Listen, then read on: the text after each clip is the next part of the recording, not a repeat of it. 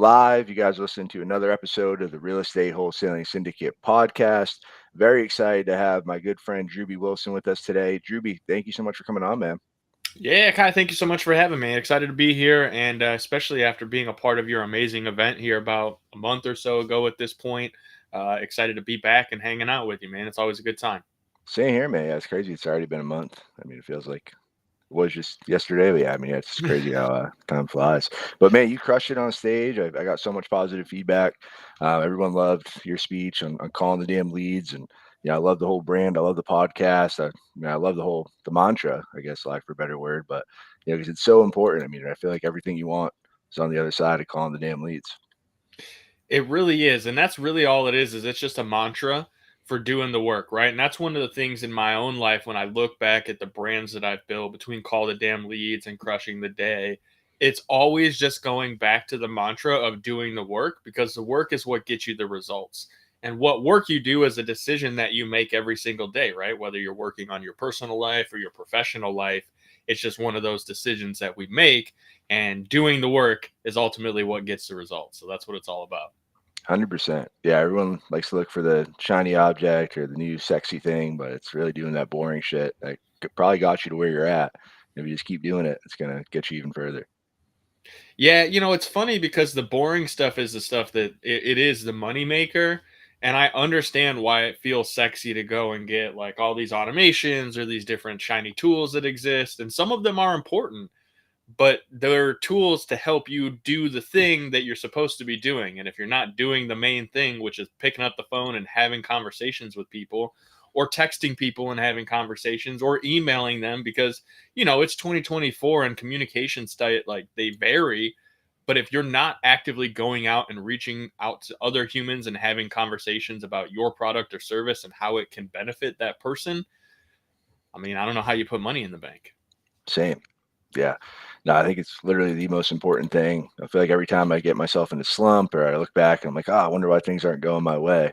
If I look back on my last 30, 60 days of activity, I dropped the ball there. But every time my Hmm. pipeline's good and I'm crushing it, I'm like, oh, this shit's so easy. It's because I did the work and I called the damn leads for the last 30, 60 days. Planted those seeds. Yeah, 100%. But I love it, man. And looks like you're in your RV now. I know you guys just hit the road. You want to kind of share a little bit about your new journey you're on?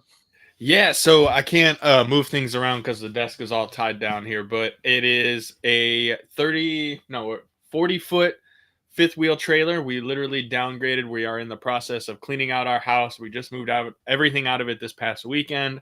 We are now full time in our trailer living the nomad lifestyle, man. It's kind of crazy. Back in 2021, one of the mentors I was working with at the time was like, "Hey, I want you to do this exercise for me. And I want you to write out what your perfect day would look like. And not just one, but 2 days, your perfect work day and your perfect day off. Because at this point, man, I love to work and we love to work. So none of us have the FU money where we can just like hang out and do nothing. Hmm. So, what are you going to do on a day where you're putting in the work? And what are you going to do on a day where you're actively not putting in the work? Because at some point, we do have to rest. If you burn it at both ends, you're going to burn out at some point. So, what are you doing to take time off and to rest? And like, what would that look like from sun up to sundown? What would the day look like? And in that process, one of the things I was thinking is like, me and my wife and our son, we'd wake up in one of 5 or 6 different cool locations. Maybe one's on a beach, maybe one's, in the woods somewhere, maybe one's back home in Ohio where her family and our family's from. It would just be these different places that we could stay and wake up in because we love to travel.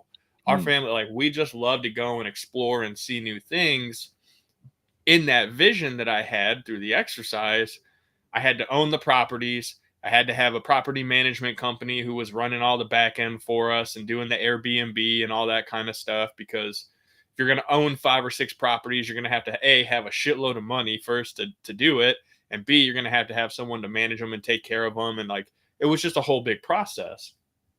I'm not at a point in my life where I'm ready to have that many properties or be responsible for that many people. So that was kind of a bummer. And then I realized though, as we started traveling together as a family, we ended up buying a camper. We took it across the country a couple times. And while I was in the camper working, I was waking up in different cool locations, still getting to be with my family, still getting to work and operate and run my business, and thought, well, shit, that vision could be more true than I realize. I don't have to own those properties. We can move into a condo on wheels and drag our house with us anywhere we want to go. And so at first it was kind of just a pipe dream, but like we literally made the decision. My wife and I, we sat down and said, all right, well, is this what we really want? What are we willing to do to make it a reality? And what are we willing to sacrifice to make it a reality? Because we do have to give some things up. Like I said, 2,000 square foot home with a pool, nice neighborhood, walking paths, all the things that most normal individuals would be like, if you have this, you're set, you're doing well. We're giving all of that up so that we can start over for this nomad lifestyle, because to us, this is what success will look like. Perspective for success on our life is traveling, taking our son, getting to experience all these things and doing so together. And so that's what we're building, man. It's kind of a wild ride. We're not 100% sure what it's going to look like or how it's going to go just yet, but we're excited to have made that decision and gone all in on it, which just goes right back to, hey, if you call the damn leads, you can kind of do whatever you want. Yeah, 100%, man. I love that, man. I feel like, yeah, we were, Bree and I were watching YouTube one day, and somehow we came across the people living the RV lifestyle. I'm like, these people got to fucking figure it out. You know, they're just waking up on the beach and all these different cool spots, and you got like this coffee spots, and like they're making coffee and just planning their day out. I'm like, oh, that's the goal. And I'm like, it's crazy. Like just when you start to think about things differently, like it's might not be as far as you think, and there's so many different ways to get it. Yeah. And again, success is perspective. We may get 3 months into this, 6 months into this, and realize, this isn't as green as we thought it was from the other side of the fence. Hmm. And also, we may get into it and realize, like, hey, what made us take so long to do this? We've talked about it, but like, why did we wait so long? You don't know until you take action. You don't know Mm. until you make that decision and actually go for something. And I think that's the hardest thing, and especially when it comes to like wholesale real estate. You meet all these people that say, hey, I want to get into real estate. I want to get into real estate. All right, well, how many calls are you making every day? How many offers are you making? You were talking about this from stage yourself. Like, what are you doing to actively be in wholesale real estate? And a lot of them are like, well, I'm waiting for the right time. I'm waiting until I have a certain number of money in the bank. I'm waiting until XYZ. Well, why wait? You're Mm. not you're just delaying the result. And unfortunately, most people that are waiting for the perfect time, it never shows up. 100%. Yeah, no, it's never perfect. I feel like perfect's just an excuse for procrastination. I know someone said that better than I did, but Mm. there's whatever the quote is. But yeah, I feel like procrastination is literally just waiting for that perfect moment because it's never going to be perfect. And it's literally just doing the work. One of the questions I ask myself every day is like, what's the most important thing I can do today to move the ball forward? And it's literally calling the leads or spending, for me, I like to do prospecting blocks and just have that 2 hour prospecting block. And if I know I do that every day, I'm going to find those wholesale deals. I'm going to find those somehow, some way. It always works out if I just do the fucking work. It's a crazy thing, man. It's like anything in life. Whatever you're trying to accomplish, there are steps that you have to take to get there. There are actions that must be done in order to get the result, and usually those actions have to be done in a specific order. And here's what you and I see a lot of times is people are like, oh, I'm going to go out and I'm going to do all this marketing. And it's like, cool, you spent all this money and you've got all these leads, but what's your process for those leads? How many did you Mm. call? How many did you actually convert? And they're like, I don't know. I spent 10 grand on marketing. And it's like, okay. And what did you get from that 10 grand? I don't know. I think I got a deal or two. Well, what if you got no deals from that? Was it worth spending 10 grand on? People don't go that far, man. It's crazy. Yeah, to me that drives me. I don't know. It almost like gives me anxiety thinking like people like drop all this money in marketing and like don't know where their deals are coming from, or I'm like Uh-huh. fucking just flying blind. I'm like, that's wild. This is the business though, man. And that's what's crazy about entrepreneurship is you can be successful with very minimal amount of like smarts or skills by just like dumb luck and repetitive doing the work. And you can be very successful without having to work hard and without having dumb luck and constant stress if you just sit back and you build a system and a process that you follow, which is something that you again talked about, having a great script.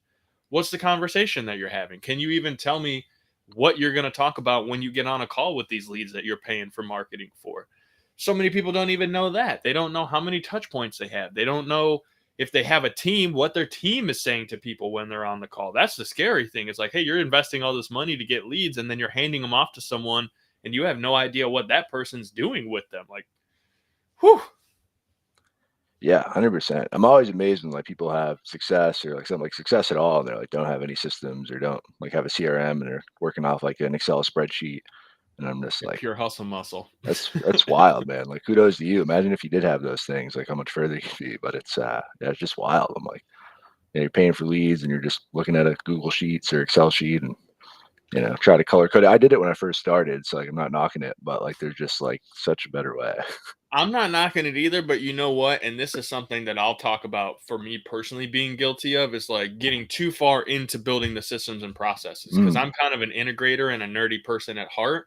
So like there are times when I'll catch myself working on a follow-up process or a flow or something, and I'm like, shit, I've been working on this for like 45 minutes. This is gonna be great, but I probably should go pick up the phone and call some damn leads because yeah. while the systems and processes are great, they're only as good as you implementing them. And the only way to implement a follow-up sequence is to have a conversation with someone that needs to be followed up with. So Mm, I've seen a lot of people that will tell you, hey, let me show you all the back end that I've built. I've built this website, I've got this system and all these things, these automations, this AI tool, all this stuff. And it's like, okay, but how many conversations are you having every day? yeah.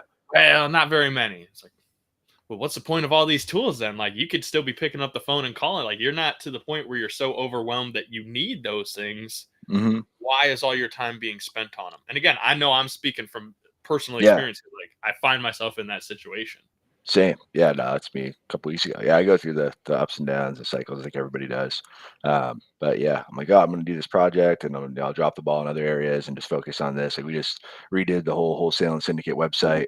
Yeah, after we grabbed dinner and we're talking about it, I'm like, oh, I gotta get my SEO on point and start doing this stuff and doing all this other stuff. Might as well put these backlinks somewhere. So I did it and then took way longer than I thought it would. It's probably at least like 3 weeks, a couple like 48-hour nonstop working sessions. And yeah, and then I'm done. I'm like, oh, I'm done now. And I'm like, oh, but I'm fucking behind in everything else. And like, I'm not, I'm done, but it's like, it's cool. It's there now, but it's, yeah, it's definitely the best way, speaking from experience is to fucking do all the things and balance. And like, you don't have to drop the ball on everything else to do one thing. Well, like you said, if you put in those call blocks, you're like, all right, cool. From this time to this time, I'm on the phone. Hmm. And if I'm not on the phone with somebody, I'm actively trying to find someone to be on the phone with. And that's the thing. That's why I talk about the 110-2 rule is if you can make 100 outbound attempts a day, have at least 10 conversations, and close 2 sales, you're having a kick-ass day. If you get 2 out of 3, you're having a pretty great day. If you just do 1 out of 3, it's a good day because you're still putting in the work, but it's about the compounding effect. And the more conversations you have, the more offers you make, the more deals you're going to close in the end because that's the numbers game. That's why these people that like have no systems and processes can still be successful because they're just freaking hammering. They're just all right, conversation after conversation after conversation, offer after offer after offer. They may not be great, they may not be good, but it's just a numbers game for them. Mm, And that's where I believe that finding people who are really successful learn how to balance the numbers game with the technical side so that they can focus their time and energy on the things that generate the biggest ROI because you can't have accurate measurements and KPIs and result like data if you're not actively working both sides of that system. 100%. Yeah, it's definitely a balancing act or dichotomy or whatever you want to call it. But yeah, it's finding that sweet middle ground area to make sure you're still doing the work, but you are making sure you're tracking what you're doing and making it easier on yourself. But man, one of the things I loved, you just dropped another book called The Damn Leads. I was reading through the book, and I love kind of how you explained, the different um, stages you put, I guess, in pipeline for your things. You kind of want to run people through how you organize that, since we're talking about systems and like how you organize your Yeah. leads. So let me backtrack a minute to kind of give some context as to why I built this system the way that I did and how it's developed over 10 plus years at this point. So it all started originally when I got into selling insurance. They sat me down at a computer with a Polycom voice over IP phone and then printed out an Excel spreadsheet for me to call leads from. So like I don't understand the logic of like printing out an Excel sheet for me to call when I'm sitting at a computer Didn't make, I was like, can you just send me the sheet and I'll just work from there? Like, no, you got, anyways, long story short, I walked down to the dollar store. I picked up some highlighters and a ruler, red, green, yellow, and a ruler. And as I called through that list, if they told me to fuck off, I scratched them red. If they said, hey, call me back another time, I hit yellow. And if they had a conversation with me, I put them in green. And I just worked through probably 100 pages of leads this way. Mm. And it wasn't pretty. It was a lot of red and a lot of yellow and maybe one green every couple of pages. But this was my, like, cutting my teeth. Mm-hmm. And then, a month or two into doing that, someone from corporate came in and was like, well, hey, if you have the CRM tool, you can organize all this, and then, it tracks all your notes. We were like, well, what the fuck is a CRM? That sounds pretty sweet. Let's get one of those. And my boss, he loved investing in technology. He was one of those guys that would buy like every shiny thing thinking it was going to make it rich, but he didn't want to do the work once he got the thing. God love him. I understand. But so when we got the CRM, I'm one of those techie dudes that was like, all right, well, if I know that my process means I have a certain number of touch points throughout the phase or the lifespan of this lead, how can I automate it and make sure that I'm hitting them and not dropping the ball? Because if I'm spending, not me personally, but if the boss is spending $15 to $20 per lead and I'm getting 10 leads a day, that's $200 a day that he's investing into me being successful. So like, what do I got to do to break even on that and or make profit for the company? So I started building out these stages, and I'm like, all right, well, if they come in and I haven't had a conversation with them yet, it's still a new lead. That means that they're just kind of new information. There's no real surety of if we can help them or not. And those new leads, I want to contact them a certain number of times in the first 30 days. So that's my 30-day follow-up process for new leads, which I go into in the book. I won't get into it here. We'll make sure they go get the book and read it so they can learn some things. But that new leads category, the new lead stage, is all about anyone who's come in that I have not had a serious conversation with yet. Once I've had a real conversation with them and I've gone through, asked my pre-qualifying questions, built the rapport, done everything, if I've made them an offer and they didn't close during that first call, which I'm just going to be real with y'all, I have a 36% close rate. So I ain't I close every deal. No, hell no. I'm successful because of these processes and stages that I've built, because over time, 37% of 1,000 leads, 10,000 leads, you do the math. So first 30 days, if we have a conversation, they're a hot lead. And that means that I've made them an offer and I need to stay in front of them consistently for the next 4 to 6 weeks. Because if they haven't decided to buy right now, there's a 4 to 6 week timeline after that where I'm still trying to get them to put their credit card information in and become a part of our program or sign the contract or whatever. After 6 weeks, I just have to assume someone's kind of fucking me around for the most part.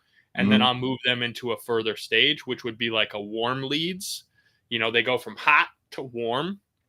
And warm is someone that's gone through the process, had a conversation, and they're him-hawing around, right? They're going to be that 3 to 6, maybe even 12 months of follow-up before they're ready to take action. And in wholesale, this is a great, understanding. You may talk to somebody today and they could be still 6 to 12 months before they're in that bad of a pain point where they're ready to do what they got to do to get out of there. But if you can stay top of mind and just pop up in front of them every couple of weeks or once a month, great opportunity. So just to recap, we've got new leads, anyone in that first 30 days with no conversation. We have hot leads, which is someone we've had a conversation with and we're actively trying to close. And then we have warm leads, which are those people that we know we've had a conversation with, but they're still, let's say, 6 to 12 months out from a purchase. And then there's 2 additional stages after that. There's cold leads, which is anyone who has been non-responsive for more than 60 days and or who has come in a new lead and not responded in that first 30 days. So anyone that doesn't respond or doesn't follow up, they go to cold leads, and I reach out to them every 60 days with a drip campaign. They get different emails, value add, just kind of depends on what the situation was or where they came from. They go into a dead leads or a cold leads category to just kind of drip. And then closed or won business. This is a stage of the process that I think so many people forget. If you've already helped someone, they know, like, and trust you, they've given you money, they've done business with you, why are you not continuing to actively build that relationship and ask for referrals ask for repeat business, ask for more opportunity. This is something that I see so many business owners, entrepreneurs, sales professionals miss out on, is they don't go back to the people they've already worked with and ask for more business. Right. Yeah, no, it's like the easiest low hanging fruit. I mean, these people, you already did all the work and they know, like, and trust you. And yeah, especially with wholesaling, it might be they know they have multiple properties or they know other, people that have properties, especially like small towns. Most of those people know each other. So, I was and like just you, going to say, in wholesaling, especially, if you can help Miss Johnson get out mhm, of her situation, and everybody on the block knows Mrs. Johnson because she's got a jacked up house and she's been living there for 60 years. And, she's a crazy old lady on the block, but maybe you do help her. And then all of a sudden, the other couple houses on the block that are not as bad, but still in a situation of like, hey, man, if this dude will cash me out, I'm getting the fuck out of this neighborhood. Well, right. guess what? Now you've got 2, 3, 4, 5 more opportunities that you could potentially wholesale or flip. Maybe you buy out the whole dang block, but you don't know if you don't keep talking to Mrs. Johnson or keep showing up in their pipeline and actually making people aware that you can help them. Yeah, 100%. Yeah, no, I think that's literally the one of the biggest things people miss.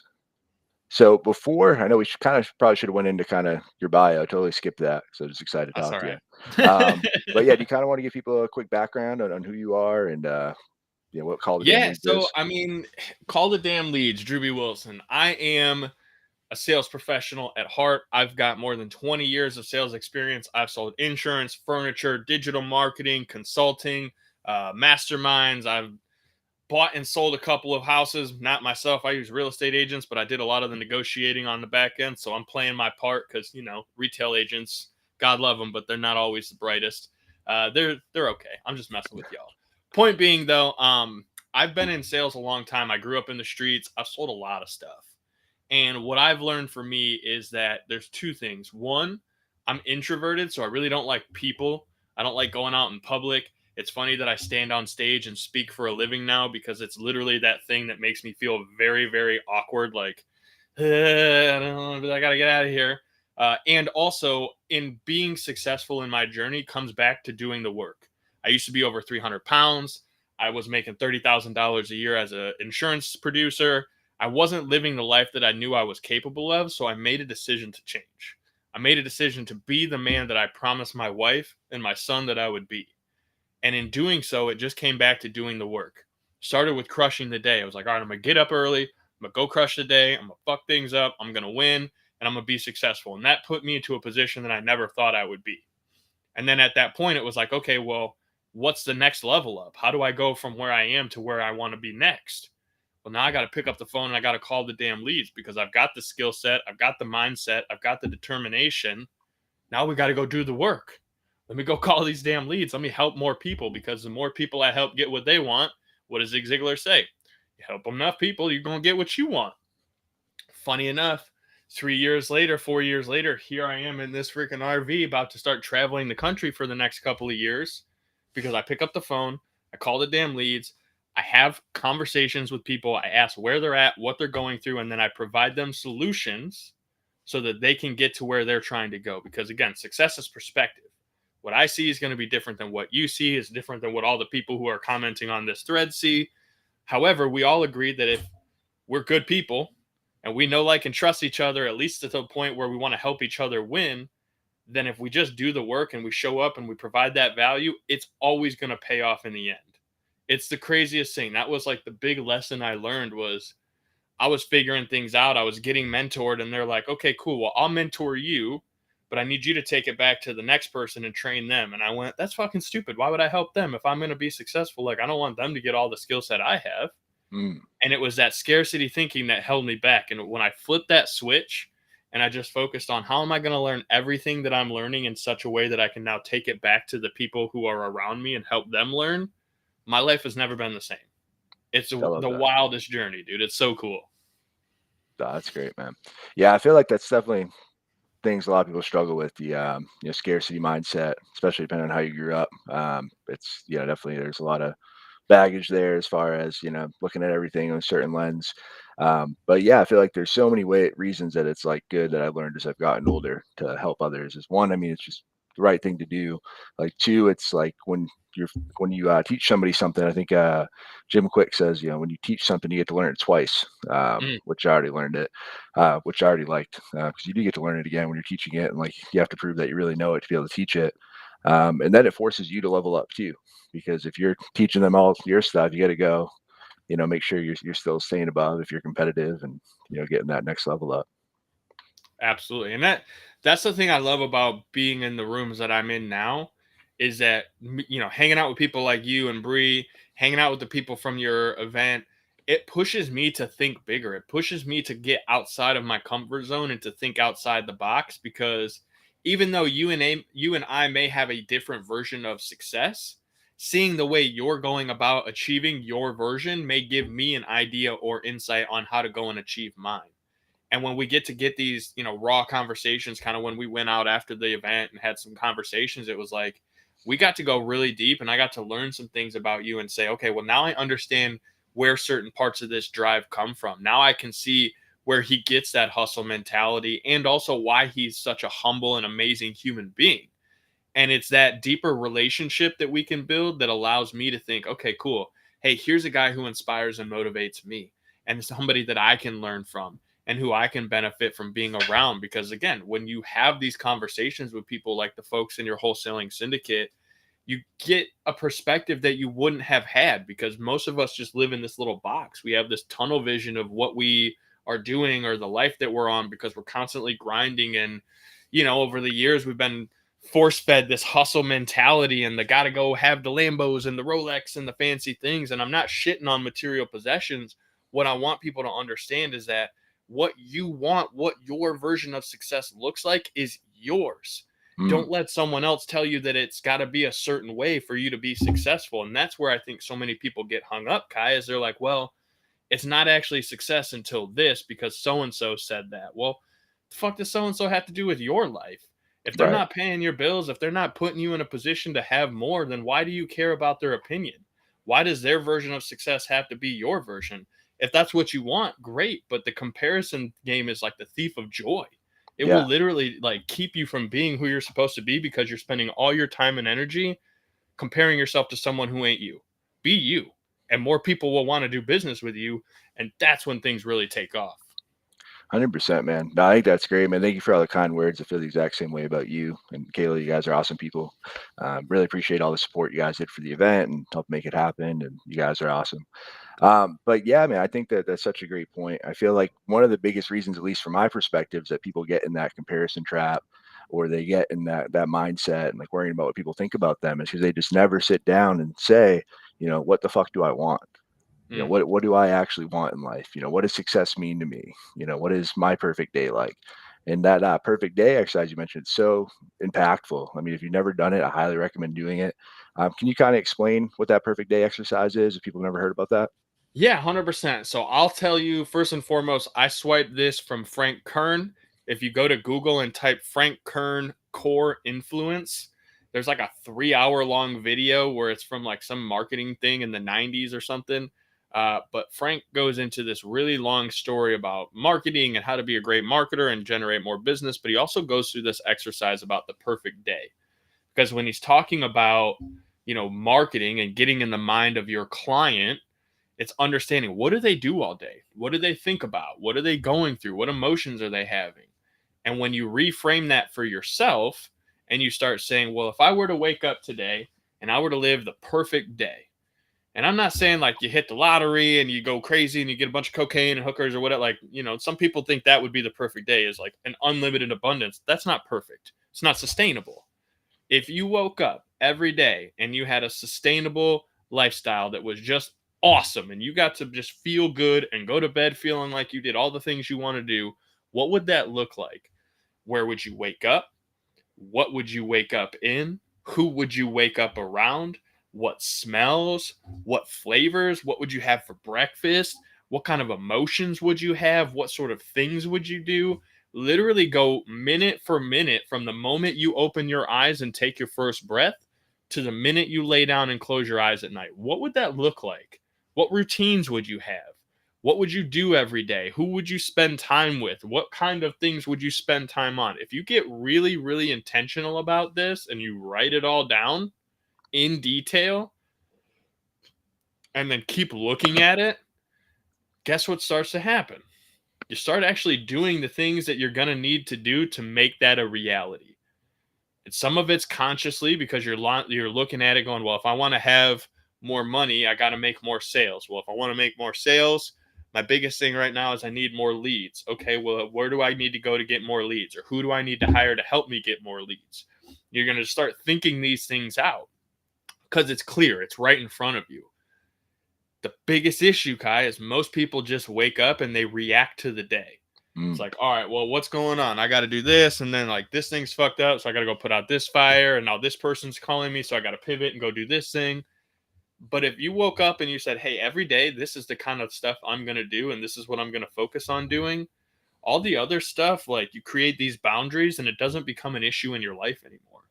You don't spend all your time and energy worrying about putting out someone else's fire, or you're working for someone who's got too much shit going on in their own life and suddenly you can't do your job because you're involved in what they have going on and it's not doing anything to benefit you, but your time and energy is spent thinking about them. It happens. I know it's happened to me. It's happened to you, Kai. Like, all of us are guilty of it, but it's that decision of saying, okay, this is what I want. This is how it's going to happen. This is, line by line, how this is going to go. It's amazing. It may not happen overnight, but like, you'll look back 5 months from now, 6 months from now, a year, a couple of years, and be like, oh man, I can't believe some of this is actually happening now. This is crazy. Yeah, 100%. Yeah, it's funny you say you got it from Frank Kern, 'cause I got it from Tony Robbins. It's like one of his older books from the 80s, and it's funny, like there's like the line of like the stuff that like works. It's funny, like it works so well that people pass it down because it's just that fucking good. But yeah, for me it was real weird. I did it before we moved to Texas, and it was like uncanny because like I was reading it all the time before we moved down here, and I was like looking it over, envisioning myself in that day, and it was just one day I like realized I woke up and I went through some of my old notebooks. I'm like, wow, it's like fucking uncanny, like how like close it is, like to be in my dream day every day. Manifestation is the weirdest thing, Kai. And it took me a little while to really understand it and kind of like embrace it. But I have a tattoo above my right knee of Hank Hill in the pimp hat, and it's right in front of the state of Texas with the Texas flag in it. And it says, "Let's talk business." I'll have to send you the picture of it if I can find it. We'll put it up with the episode. Yeah. And I got this tattoo 3.5 years before I ever even thought about Texas being an option of like living here. I put this by my body because I've always loved The King of the Hill. It's one of my favorite shows of all time. Yeah, there's an episode of King of the Hill with Snoop Dogg where he's a guest and he plays a pimp from Oklahoma City. Mm-hmm. And like Hank Hill becomes an inadvertent pimp. He doesn't even realize it. He's just out macking all over town.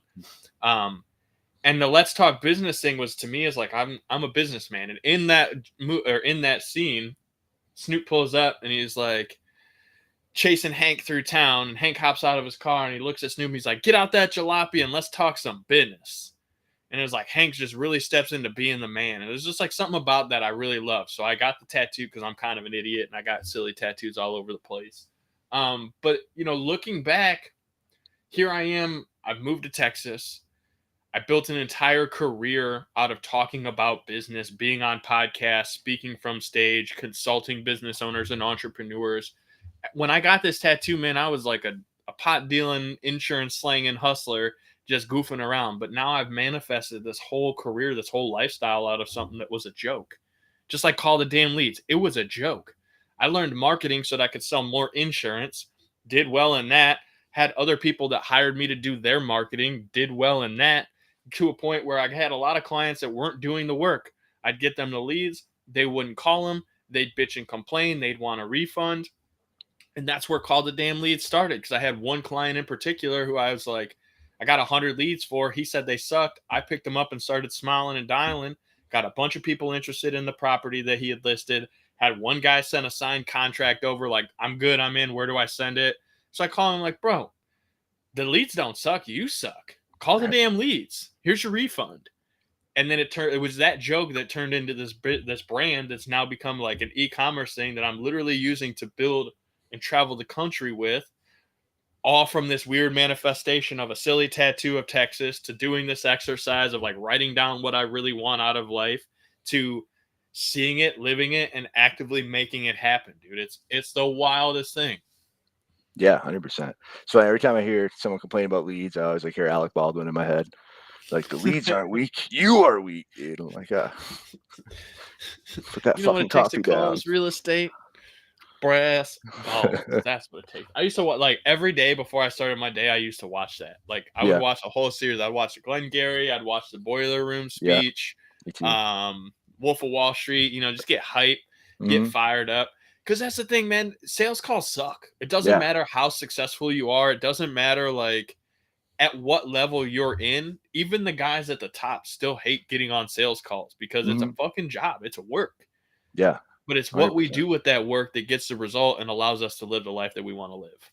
Yeah. Yeah, I think it's such a weird thing when you think about sales because it's like you do no matter what, how long you've been doing it, you always kind of have this like reluctance to pick up the phone. You kind of always have this like, like no matter how like thick skinned you are, you're always kind of worried about rejection in the back of your mind, even if you're not conscious of it.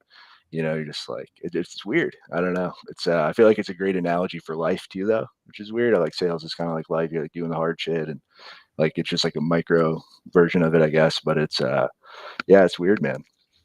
You know what? It's funny. It's kind of like I always liken it to the gym. It's like, well, I don't want to go to the gym, but once I'm there and I've done a few reps, like I'm good. Same thing Hmm. with the phones. Like usually you're like, I don't want to fucking call these, and you start calling a couple, and then you get into your flow, and you're like, all right, I'm in the get. Like I'm cool. I'm warmed up. Let's hit the phones, baby. Let's go. And that's the thing is so many people won't take that first step of just making those first couple calls and getting into it and getting warmed up. And once you do that, man, you're just cruising. 100%. Yeah, I call it a call reluctance because if it doesn't matter how long you've done it, but like I've done it, legally since I was 18, and, like always done sales, and like no matter how long I've done it, like if I go on vacation where I take for whatever reason I focus on the wrong shit and I stop making calls, like as soon as it comes time and like I get this reluctance, I just don't want to make the calls. And the longer you wait, like the bigger the monster gets and the harder it is to kill. But it's every time I do it, like I said, it's not that fucking bad. I'm like, oh. And like, but everybody struggles with it. We talk about it in the syndicate all the time, but it's like everyone struggles with it, but it's never as bad as you think it is. I think the big thing, and I had this conversation with a prospective client the other day because she was telling me that she runs it's like a nanny agency or something like childcare Hmm. providers. She's like, yeah, I have a team and I have all these leads, but the ladies they're afraid to call, they're afraid to get on, and reach out to these people. And I was like, well, I mean, do they care? They're care providers. I assume they care about the people that they're helping, right? She's like, yeah. I was like, well, just tell them to stop selling and start serving. Like they don't want to get on the phone because they feel like they're being scammy or like salesy, and they're like doing something that's out of congruence with who they are as a person. But the truth is, if they care about people, well, hey, they're just calling to let you know. If you have children that need help, we care about children that need help, and we'd be willing to make that opportunity happen for you. This is what it costs. If your children are worth it to you, hey, guess what? We can help you.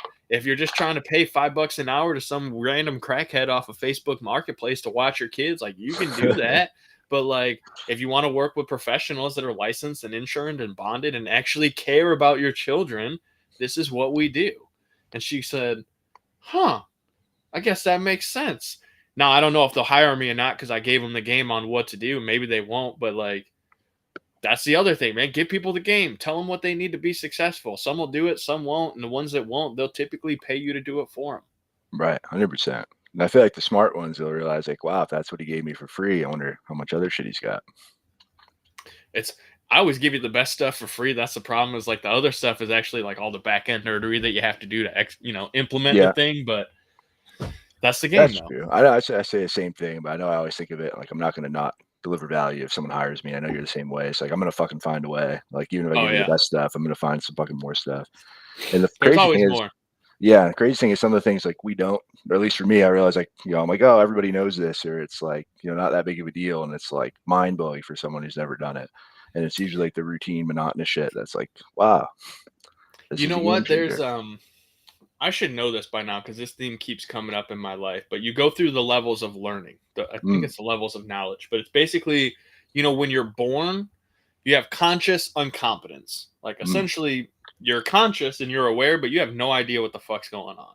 Mm-hmm. And then you get to a point where you're a little bit older and it's like you're consciously competent. It's like, all right, I know what's going on. I'm alive, but I also know that there's a lot of stuff that I don't know.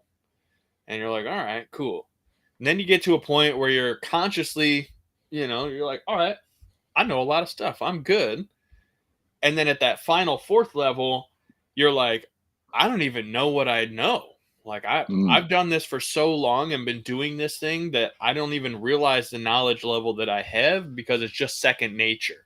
Right. Like driving a car is unconscious competence. Like you just you just know. You get in the car, you turn it on, you fire it up, and you go. You don't really have to think about it too much. Yeah, it's almost effortless. But if you were to get on a motorcycle, if you don't ride a motorcycle every day, it's still the same action, getting on and riding in a vehicle, but it's a different kind of action. So you're not going to have that same sort of competence level. Everything in life is the same way. Sales, 100%. marketing, it's just all that level of complexity of thinking. 100%. Yeah, I always like think of it like jujitsu because I think it's a great analogy for life. And there's like you go, you don't know that you suck. Like you're like, yeah, I'm good, I can fight. I've been in some fights in high school, and you get your ass beat, and then you suck, so you try to get better, and then you try to get better. But then you fight someone that's been doing it forever. It's like a black belt, and it's like effortless for them, and they just ruin your day and don't even try. They're just like holding you by the pinky, and you're like, yo, what the fuck, man? Yeah, like, what's going on here? How did this happen? Yeah, it's wild, man. But yeah, it's great. Like literally every area, and it's just it's just something to be aware of for sure. For sure. Let's got a bunch of comments. Anyone has any questions, drop them. We'll switch over to Q&A. We got Jamie LeBlanc. What's up, Jamie? Good to see you. We got Lucky. Good to see you, man. Almost didn't see this one, John Cena on YouTube. I don't think it's the real John Cena, but I hope it is. Yeah, we wouldn't have been able to see him. So we'd have missed that comment, if it didn't say something there in the onside. But it's like, man, it's a random stranger, I guess. Right. I just watched was it Ricky Stenicki on Amazon? It was funny. Yeah, he was in it. Yeah, it's a new movie on Amazon. I'm gonna have to look for that one. I like John Cena. He's one of those dudes. It's like hard to not like him. Every role I've seen him in, dude, is just like pulls it off. Yeah, no, he's great. Yeah, it's funny. Remember when The Rock first came in, like, oh my god, these wrestlers can't act, but now there's like a bunch of them. Well, I mean, we won't ruin anyone's childhood or nothing with the wrestlers that become fantastic actors. Right. Imagine how that happens. Who knows? I don't. A lot of similarities between real fighting and acting, I guess. I guess it's just one of those things, and that's, man, more than anything. Even if nobody gives us any questions, I want to thank people that did show up and hang out with us today. Again, man, I talk about time being our most valuable asset. So if you spent some time here with us today, you've invested a little bit of it to learn something, maybe hear some things, and all we could really ask is two things, honestly. One, make sure you subscribe to the show, share it with some other folks. If you got some value, screenshot it, tag us, point us out there on social media, send it to somebody that you think it can help, because that's why we do this. Kai doesn't show up and do this and put in the time, money, and energy to build a podcast like this or to set up his community for no good reason. He does it because he cares and he wants you guys to win. And I'm here because I care and I want you to win. So more than anything, go and do something with what you've heard here today, what you've learned here. That's the only thing that's going to get you any sort of result. Do the work, call the damn leads, go take action on the stuff you're learning, and make sure you're telling everybody about where you found it, because Kai's put in a lot of work to build this up. So just want to appreciate that, man. Yeah, I know you have a badass podcast yourself. Same name, Call the Damn Leads. And yeah, man, I got to be a guest on it, and it's a lot of fun. So, similar to this episode, just chopping it up and talking about sales, which is something I can talk about all day. And yeah, man, I think it's definitely recommend checking out his podcast as well. If you want a cool bracelet like this one or hat, I'm not doing it right, but yeah, Call the Damn Leads. You get the cool hat too. Where can they grab that stuff? That's all at callthedamnleads.com, man. One thing I've learned about branding is congruence. If you're going to brand yourself, your personal brand, your business brand, make it all make sense and make it all fall in line. So everything, anywhere you're trying to find me, if you Google Call the Damn Leads, it's there. I love that. Nah, it's a great brand too. So we got David. What's up, David? Thanks for hopping on. We got Elizabeth on YouTube. Magia or something. Sorry if I butchered your last name. Thanks for hopping on. We got my boy Jonathan Laudermilk. So this episode should be called In Between Two Suds. So I don't know if he's talking about bubbles or he meant to say spuds like potatoes or studs, but one of those. That's so funny. Shout out to John Laudermilk. That dude he and I go way back. He's an OG of the OGs. So shout out to my man Jonathan. Yeah, he's one of my best friends, man. He's great people. So yeah, I definitely recommend following, giving him a follow too. I got Larissa. She said, "Hi, Pooks." I don't know what Pooks are. Someone said, "Shout out, please." I'll give you a shout. I don't skibbity toilet.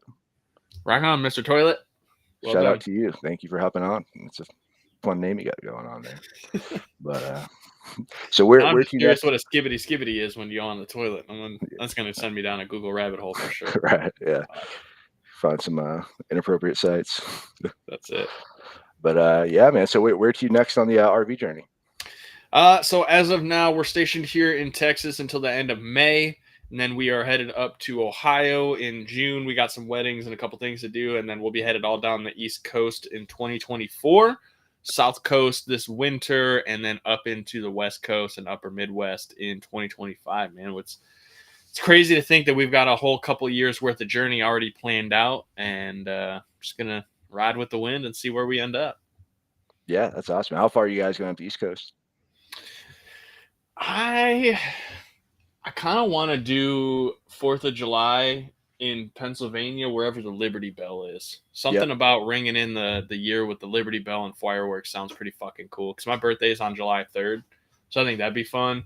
We might head up into New York. I thought about heading up into like the upper, like Maine and Boston, all that kind of stuff, but we're just gonna have to see, man. I know. Yeah, that's where you got. It's good up there, man. I got some recommendations for you. Bar Harbor's real cool. If you go up there, it's like scenic Maine. When you think of it, showed in the movies.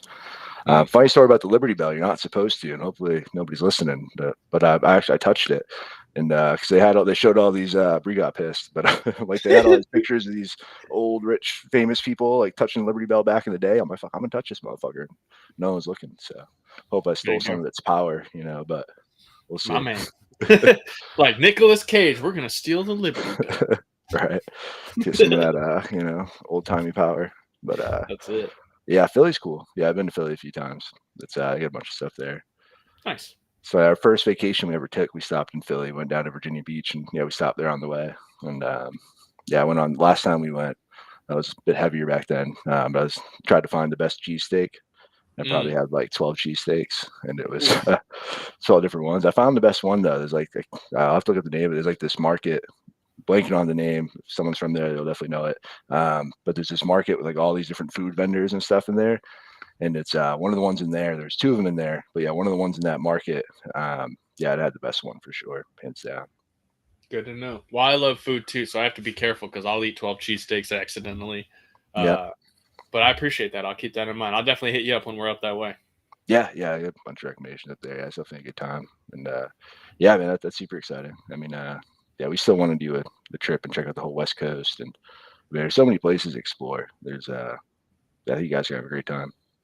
Yeah, we're excited about it, man. And it'll be cool because we can show up, help people, do shows like this, keep providing value, and know that in the end, man, we get to have a great journey, set a great example, and help more people become live the life they want to live. I love that, man. So going back to sales for a bit, what's been like? I know you've been VP of a big company. You've done sales at every different level. What tips would you have for someone that's brand new? They're trying to get better at sales. Number one thing outside of call the damn leads would be have a series of 4 to 5 questions that you ask on every call. I call them pre-qualifying questions. And this is the easiest way to know whether or not you're in a position to help someone get the result they're looking for, whether getting out of the pain that they're in currently or getting them into the pleasure that they're seeking, because that's why people buy. They either want to get out of pain or into pleasure. So figure out what 4 to 5 questions you need to ask every single person on every single call so that you have the exact information you need to help them solve their problem or get the thing that they want. If you can do that, it's going to make it super easy to be consistent. It's kind of like having a great sales script. But those questions are important because you may not ask them the same way every time. It's just understanding that the information that comes from those questions is important. So if you can get those filled out, check all those boxes, then you're in a position to move forward with the offer or making the sale. And I think that's something that a lot of people skip. They just get a lead and they go right to, cool, let me sell you some stuff. And they haven't done the job of pre-qualifying. And when you pre-qualify, you're actually handling objections before they become objections. Those are great. What are some examples you give us of like good pre-qualifying questions? So typically what I like to ask is what made you decide to reach out? Because it's like, hey, you're Mhm. acknowledging that you had an interest in this to begin with. I like to ask, have you ever worked with someone on a project like this before? Because Mm. that kind of gives you some insight into experience, if they've ever had a good experience, bad experience, what that might look like. Or, do you have a budget in mind for this project? I think a lot of people will start asking for the sale to somebody that's not qualified to be able to afford their product or service. And so if I Right. ask, hey, do you have a budget? And they're like, well, my budget's $1,000 and I know my minimum product is 10,000, then hey, no big deal. It doesn't sound like we're going to be a good fit to work together. My minimum is 10 grand. I'm not saying that you don't have that money, but if your budget's 1,000, we're just not in the same ballpark. So either A, we can look to find you someone that can work with you for that $1,000, or B, are you in a position to go and have another conversation about what that budget really would need to look like to get what you're asking for? Mm. No, those are great. Those are super powerful. Thank you. Yeah, we do similar ones here for real estate too. More, instead of the budget, like what kind of price are you looking for? And Yeah, because it's for purchasing property. But yeah, all those, those are pretty much ones I have in my script verbatim. I love it. See, a couple birds of a feather flock together, man. It's what's the quote that I've gotten? Methods are many, principles are few. Methods may vary, but principles never do. There's a Mm, lot of different ways to go out and make sales, but the foundation is always the same, and it's asking good questions, building rapport, and then confidently delivering that offer. 100%. Yeah, it's really 90% of the battle. And I feel like, yeah, it's like I said, this big thing most people skip over is just asking good questions. And like, honestly, I want to spend most of my time in the discovery and asking questions. And when you get them to do most of the talking, that's when you win. Boom. That's it right there. I love it, man. Well, brother, thank you for hopping on. I know I've got a bunch of great takeaways. Hopefully, the audience did as well. If you guys have any other questions, make sure to drop them. I'll come back, make sure we get you an answer. And Drewbie, real quick, where's the best place for people to follow you and learn more about what you're doing? Yeah, at Call the Damn Leads on all the social platforms. If you go to callthedamnleads.com/free book offer, you can download the PDF of my recent book, Call the Damn Leads, read through it, grab some tactics, strategies that'll help you go out and close more sales, make more money, and get more time to live the life that you want to live. And again, if I could just remind you to make sure that you subscribe, share this show, tag us both on social media, let people know you got some value. That's how we'll know that we did something right. And more than anything, I look forward to having some conversations with those of you that were here with us today. And Kai, more than anything, I just want to thank you again, man. This has been fun. Of course, man. Love to do this again soon.